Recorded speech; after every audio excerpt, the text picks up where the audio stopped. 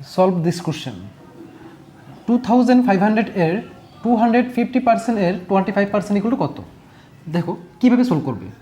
2500 রয়েছে, যদি এর থাকে ইন্টু বসাবে, তারপর রয়েছে 250% এর মানে ইন্টু 25% বসানো হয়েছে। নেক্সট 2500 ইন্টু পার্সেন্ট তোলার জন্য যে সংখ্যাটা থাকবে তাকে 100 দিয়ে ডিভাইড করতে হয়।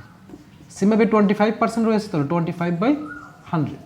এখন উপরে দুটো জিরো, নিচে দুটো জিরো কেটে দেওয়া হলো। নিচে থাকে 100, এখন উপরে থাকে 25 ইন্টু 250 ইন্টু 25। যদি আমরা উপরে জিরো নিচে জিরো কেটে দিই, নিচে থাকবে 10 এবং উপরে থাকবে 25 ইন্টু 25 ইন্টু 25।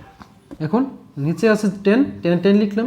25 ইন্টু 25 আসে 625, এবং 625-এর সাথে যদি 25 ইন্টু করা হয় তাহলে আসে 15625। যেহেতু নিচে 10 রয়েছে, ডিভাইড করলে 1 ডিজিট লেফট সাইডে পয়েন্ট বসে যাবে, আসবে 1562.5। দেখো অপশন নাম্বার বি হবে সঠিক উত্তর।